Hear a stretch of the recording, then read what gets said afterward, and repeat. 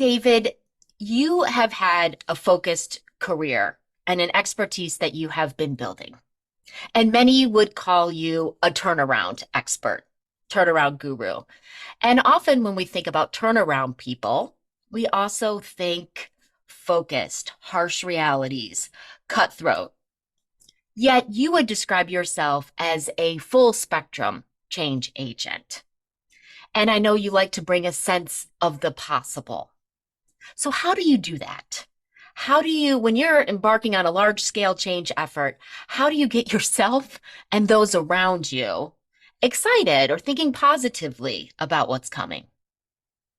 Well, thank you for that, Amy. And I think it's absolutely true that my area of specialty is misunderstood. Hmm. I think that many of the challenges of those with my skill set comes down to a set of very negative associations. Yep.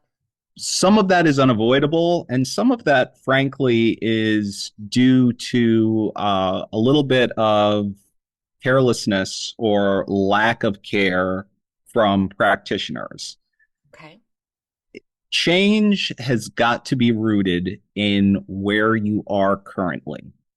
Okay. And you need to, as a foundational matter, you need to base your change efforts on where a company, an organization, a team objectively is. Mm-hmm. But to me, there's this exciting creative aspect of this is where we are now, and this isn't to blame or to shame anyone. It's so that we can look clearly at where we are and talk about where we want to be and talk about what needs to happen to bridge that gap. What I see in my practice is many times organizations that have failed to affect change have done so because they're uncomfortable with first grounding themselves in objective reality. Mm-hmm. They have this sense of we're over here, but you're not. You're somewhere else. And usually, unfortunately, you're in a worse place. But it's better for the organization to understand and to recognize the reality so that you can build up. Because if you always tell yourself you're better than you are, you're not really going to be able to determine clearly in an executable manner what is going to be necessary to help you get to where you want to go. You'll always fall short because there's going to be that delta, that little white lie that you've told yourself. You Uh-huh. have to get rid of that. But getting rid of that gives you the opportunity to shoot so much further ahead because you were clear eyed about where you're starting. Yeah, yeah. I like how you're talking about this, David. I mean, we all like to talk about where do we want to go, right? Let's get there. That's going to be exciting. Yet when that is rooted in reality and what factually is so about the current circumstances, then you can have a really realistic view of how do we close that gap.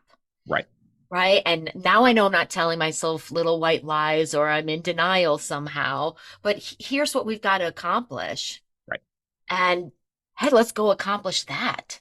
right. So many can see that change is needed, right? And we might feel overwhelmed by that, right? Maybe we might feel like, oh gosh, our systems need to change, processes need to change, we need to evolve. We need to do some of what our competitors are doing. There might be people changes needed. Whatever it is, it can feel overwhelming. It can. How do we know where to start? I think that it comes down to a twofold approach in terms of where to start. Okay. It's critically important to look at change opportunities that are low hanging fruit, that are quickly Oh, executable. okay. Mm-hmm.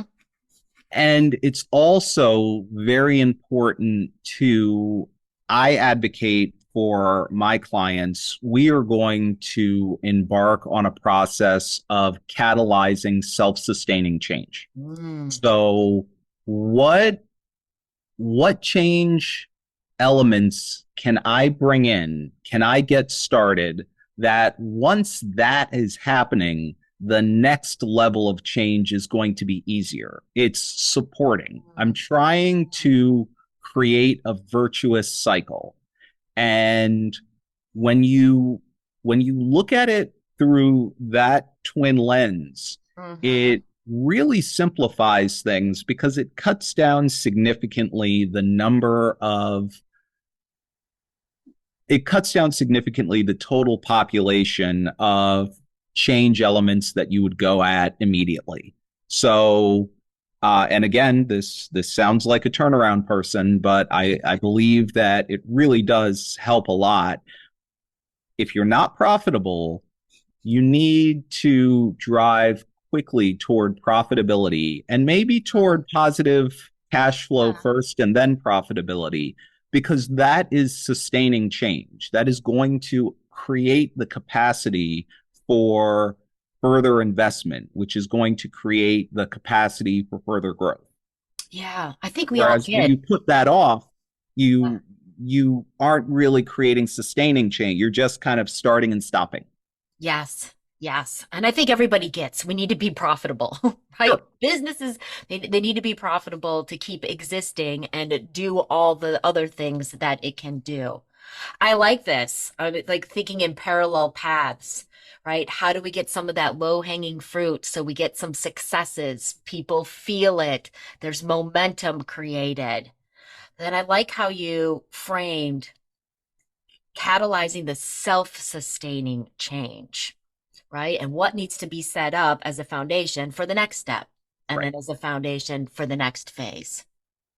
David, you already have told us so much great stuff. Let the listeners know more about who you are. Sure. David Johnson is the founder and managing partner of Abraxas Group, has a 20-year track record of driving organizational change. David has served as an interim executive or financial advisor to dozens of middle market companies in transition. Throughout his career, David has demonstrated a commitment to thought leadership with numerous speaking engagements and articles on the topics of change management, performance improvement, restructuring, and turnaround to his credit. David received his MBA from the University of Chicago and completed his undergraduate studies at Farley Dickinson University. David, I'm so glad that you're here to talk about change. Well, thank you so much. It's a pleasure. Yeah, so glad you're here. Change scares people, right? We don't like change. I mean, David, I don't like getting a new iPhone and adjusting to all of the new pieces. And oh my gosh, now it's lost my password. I dread it, which yeah, I sheepishly and humorously admit. As we're making changes along these two parallel paths that we just talked about, how do you help people get more comfortable? How do you help make change the norm? I think that the the critical piece is transparency. I believe in communicating to the fullest extent that I responsibly can based Mhm. on the stakeholder constituency that I'm speaking with. So if I'm speaking to employees at the staff level, there are things I can't share with them, but I'm going to share everything that I can with them. And Great. I try to carry that across all of my engagements and with all stakeholder constituencies. I will tell my suppliers everything I possibly can tell them. I won't tell them any more, but I'll tell them all that I can. I will share everything I can with my leadership team so they have and the purpose of that is to reset expectations. I'm not hiding anything from you. I'm telling you all that I can. And in many cases, every case that I've found so far, far more than my predecessor was willing to tell you. Mhm. And Mhm. that gives me a level of credibility that really you see that your audience is opening up because you've brought something to the table that they didn't have before. And that's really an opening to start talking about, hey, look, I'm bringing transparency. We have to do some things. Yeah. I recognize it's going to be hard, but there are going to be benefits for you. You're going to know more about what we're doing and why we're doing it. You're going to hear more. And I also believe in being incredibly upfront about the painful pieces.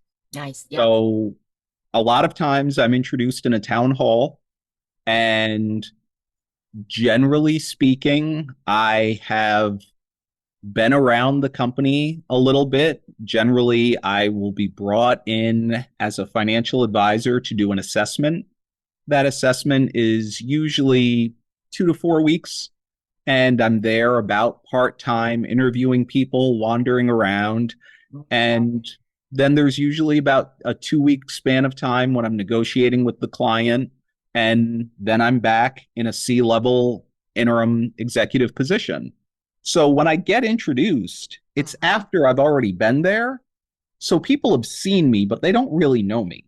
Yep. Yep. And all of a sudden, these people that were telling me some things, um, I'm being introduced in the role, in some cases, in a position that the company's never had before. And Okay. in some cases, in a position in which the predecessor was extremely long tenured. Yeah. Hmm. And that can create a lot of discomfort. So I'm very frank. This is who I am. This Nice. is my background. This is what I'm here to do. This is Like, what you can expect of me. love this, David. Yeah. Then people are like, okay, we know that David's going to tell it to us straight. Right. He's going to tell us everything about who he is, Right. why he's here. I love that you talking about what's hard Mm-hmm. and going to be painful Right. and what the benefits are. Right. I think so many of us leaders, when we're working to create change, when we're being the change agent, the one who's leading it, we want to get everybody focused on this great ideal future that we're going to have. But we're also not talking enough about what it's going to take to Yes. get there. And people know it's going to take work and discomfort and some pain to get there. So I They think that's do. great to speak directly to it. It's so important also, to piggyback on what you're saying, to meet Yeah. people where they're at. Mhm. And this is an area where I continue to work and refine my skills. I'm not where I want to be, although I feel like I'm much better than I used to be. Um, at my current client, we're looking to Yeah. drive a bonus culture, a culture of, hey, look, you're going to share in our upside, but it's a real change for people.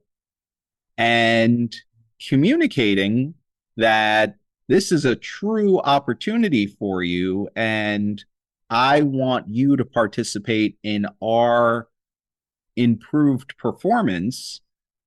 There's pushback in, I'd rather just have my base salary increase. Well, look, this is why this way works for both of us, whereas that doesn't. You have to be comfortable with those give and take conversations, and you have to be comfortable understanding that transparency with your stakeholders is going to foster some conversations that can get tense, because you're telling people where you're really at, and telling them where you're really at can cause some frustration, but it's better to get it out. It's better to Mhm. be clear about it than try to get away with avoiding the awkward conversation. And then you have a much worse conversation down the road. I told you straight up, as soon as I knew it, this was where we were going. This is why and what you can expect of me. Yeah. And here we are now. And I can refer you to that prior conversation, and you will see over time that I'm rigorously fair in that. You got what I told you you would get. Yeah. Yeah. So many important reasons to be transparent, Right. right? I mean, first of all, knowledge is power.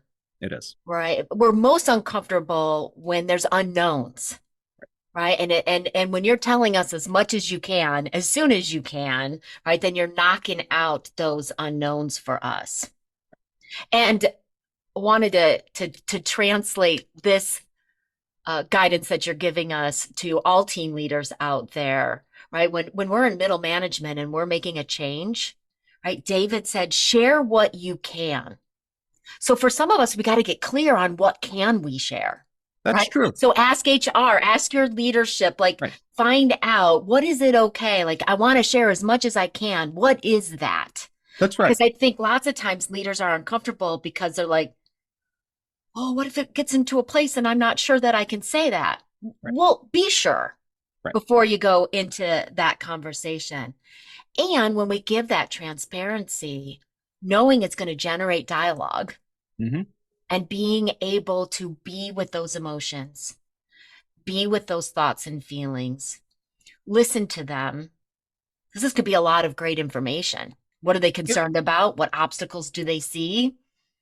It really can. And that's a reason that I love town halls for those companies that have a large enough in-person contingent. Obviously, you can do so much remotely now, and that's always fair. But to me, there is a special electricity with being in person.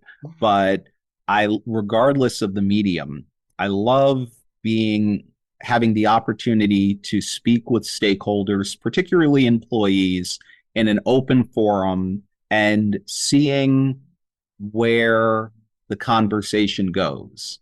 Because what I've learned is when I'm transparent Yeah. consistently, it has this cascading effect, and you start seeing other people being transparent, Oh, and you start seeing silos breaking down.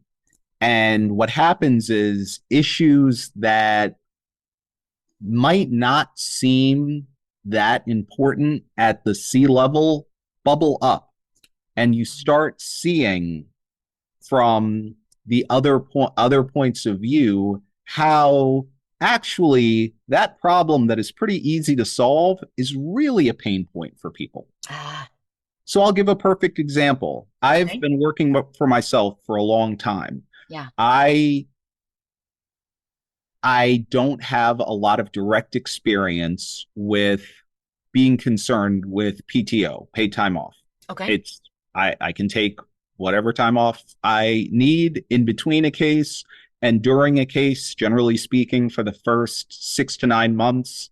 I'm taking very little time off. And after that, it's a responsible amount of time.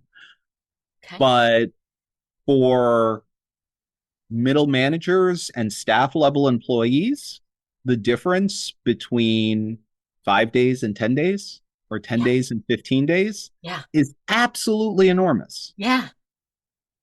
It's not native to my thinking, Okay. but when someone raises the issue, Ah, that's an easy fix. You need more days? Okay. yeah. Are you getting your work done? That's easy. But I Nice. don't know unless you tell me that it's a problem here. Yeah. Yeah. And that only comes with people feeling comfortable. Yes. Yes. Great example, right? Of something that we might just not think of. Sure. But once it's brought to us, our transparency Mhm. allows for the transparency out there. Yeah.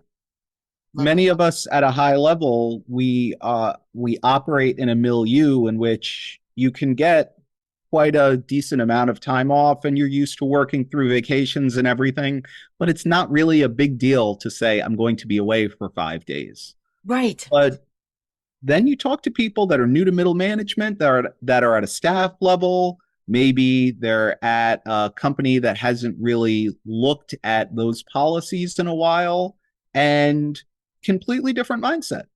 Completely. David, you're taking me back, right? I've had my own business for over 25 years and I had forgotten. And now you're having me Sure. remember Yep. those initial job position negotiations Yep. pretty soon after college, right? A number of weeks vacation was a huge Right. in that package. Yeah. Now, David, I know that you're a believer that turnaround efforts, big business transformation can change, needs to change. Maybe would love to have people thinking about it differently. Absolutely. We've probably already talked about some of the elements of how that can shift, how you would like to see it shift. What else would you like to add?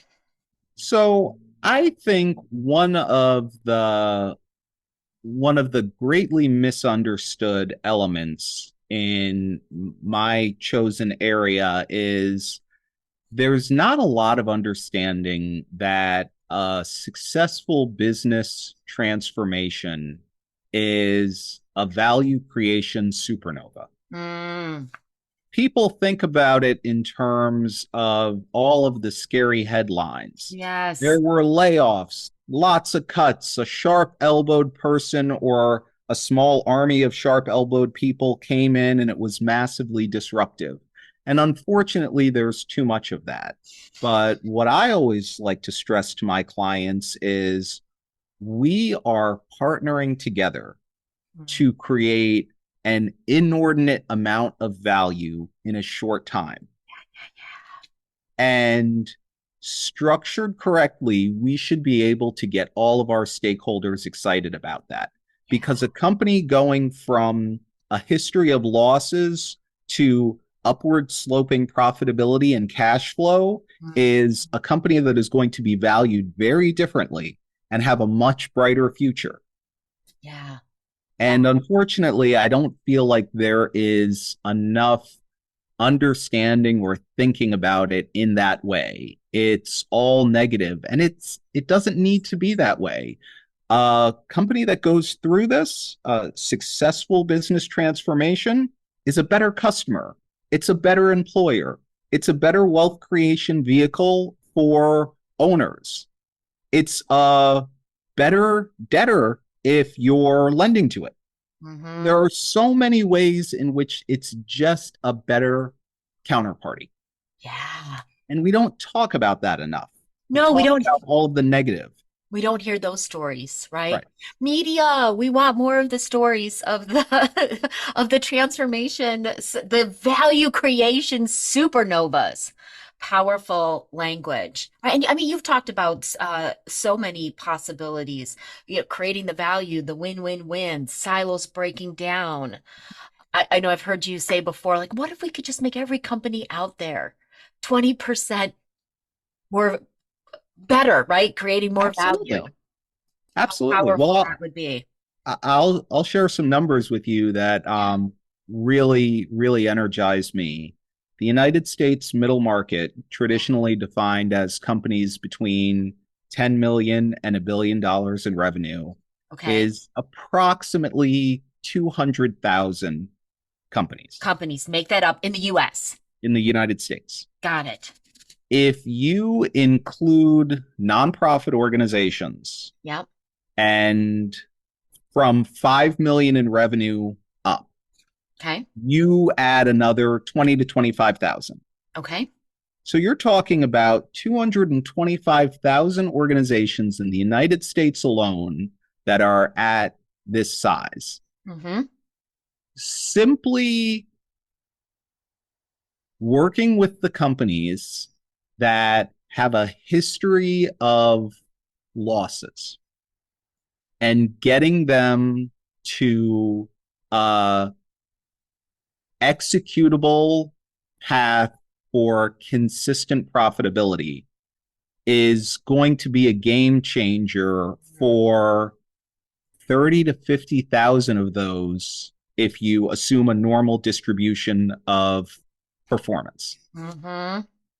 That absolutely swamps a lot of what we talk about in terms of disruptive change because you're talking about millions of employees. You're talking about so many stakeholders, communities that will be better off, lenders that will be better off, owners that will be better off. Yeah. We Yeah. talk about creative destruction in terms too often, and especially in the last decade or so, in terms of oh, that's old, I'm going to go over here. I look at business transformation as the essentially recycling and re-energizing of the entire ecosystem. Yep, yep. I love We how you can't think simply about walk this. away from it, and we shouldn't. Well, there's been money invested, there's been effort, there's been people's Absolutely. thinking and care and skills have gone into this. Absolutely. And there's so much value to be created just in that transformation. Go from bad to pretty good, and you're Yeah. creating an inordinate amount of value. Go from bad to great, and you're doing even better. Yeah. Yeah. I love this perspective. Uh, a final question, David. Sure. So, advice for a team leader out there who wants to make a change and they think folks are gonna resist. What what would you tell them? I would share a rule of thumb that I've developed in the last few years. And I believe heuristics, while not perfect, can certainly be guiding principles for us. So this one I call my 15-70-15. Okay. Roughly 15% of your audience is hungry for change and is with you from the start. They're You go into a room, you say, I'm ready to change things, they're on board. You don't even have to finish the sentence. They're there. Yep. Okay. 15% are never going to get on board. Okay. They like things the way they are. They're embedded in that. Many times they have a significant stake in the status quo. They are not going to change. Okay. Your job is to get the 70% in the middle. Those are persuadable people who are reluctant to give you their support because they need to see it working. Yep. You you don't get overexcited that you got the change ready folks, because you should have those people from the get-go. Okay. You don't waste time trying to get the last 15% because they're never going to go with you. Your entire goal is to go from having 15% support to having 85% support. Got it. Got it. And they need to see it working. They need to see it working. So that's taking me back to the parallel paths, David, and that low-hanging fruit, That's right. right? So they're seeing some of that work. So then once you knock one of those out, I'm here and make a big deal about it, right? Communicate Absolutely. it, make sure everybody understands it, not just you're talking about it. The people impacted about it are impacted by it, are talking about it. That's right. Okay, great. You I know. communicate rigorously. You look at it in terms almost of a political campaign. How can I get growing support Mhm, for this mhm, change initiative? And that gets you mhm. back to how can I catalyze self-sustaining change? How can this change initiative support the next change initiative, which supports the next one? And everyone is a little bit more ambitious than the last. And I people love, get excited. yeah.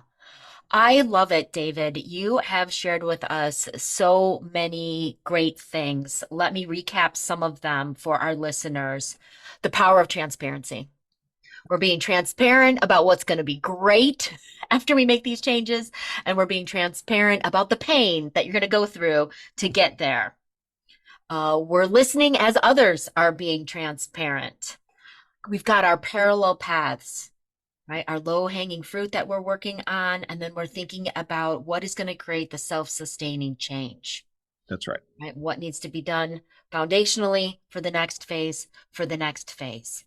You want to get folks rooted in where they are today so that when you talk about here's where we want to go, they've got a realistic view of how do we close that gap. Right. And then when you're thinking about making a change, you're going after that middle 70%. So Absolutely. you've got 85% of the folks on board, and they need to see it working as Yep. soon and as often as you can enable them to see that. That's right. So much great stuff. I love your perspective and your approach. And you've got me excited about what's possible when we bring business transformation to existing companies. Thank you so much, David, for being on the Courage of a Leader podcast. Thank you so much for having me. It was a pleasure. Thank you.